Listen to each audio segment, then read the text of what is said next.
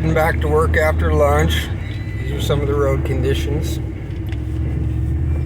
don't know if you could tell, but it's mostly slush and snow.